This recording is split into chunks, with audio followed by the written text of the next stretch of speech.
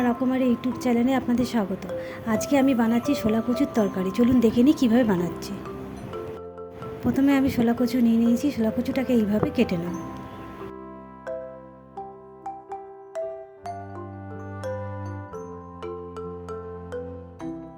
এইভাবে প্রথমে ছালগুলো ছাড়িয়ে নিতে হবে।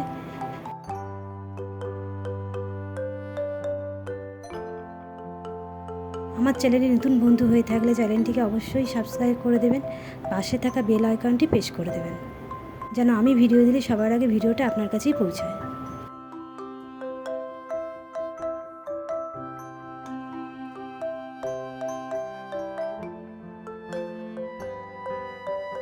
ছোলা কচুটা ছাড়ানো হয়ে গেলে ছোট ছোট করে পিস পিস করে কেটে নিতে হবে।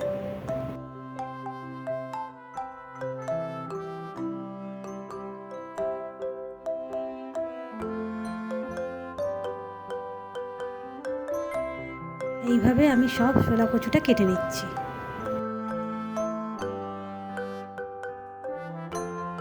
ছোলা কচু আর একটা আলু আমি এইভাবে কেটে নিয়েছি।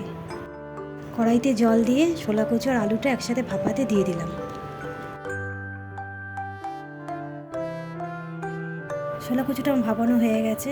জল ঝরিয়ে নেবো, দিয়ে ঠান্ডা জলে একবার ধুয়ে নেব।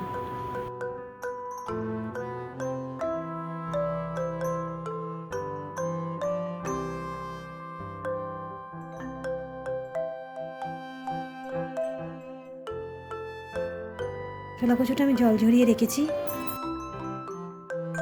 কড়াই বসিয়ে কড়াইতে তেল, জিরে ফোড়ন আর তেজপাতা দিয়ে ভালো করে একবার ভেজে নেব। ফোড়নটা আমার লাল লাল করে ভাজা হয়ে গেছে। এরপর আমি ছোলা কচু আলু একসাথে দিয়ে দেবো, দিয়ে ভালো করে নেড়ে নেব।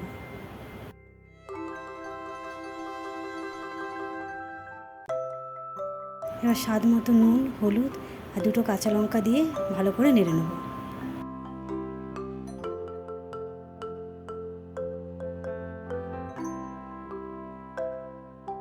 ছোলা কচুটা আমার ভাজা হয়ে গেছে। এরপর আমি একটু আদা দিয়ে দেবো, একটু পরিমাণ মতো জল দিয়ে নেড়ে নেব। এবার গুঁড়ো মশলাটা দেবো আমি। ধনে গুঁড়ো, জিরে গুঁড়ো, লঙ্কা গুঁড়ো আর চিনি দিয়ে ভালো করে নেড়ে নেব।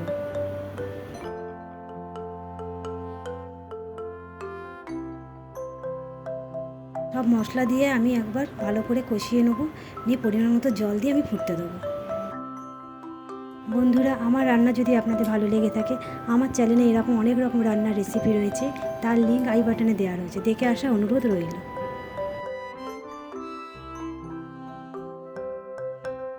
ঝোলটা ফুটে এলেই আমাদের রেডি ছোলা কচুর তরকারি।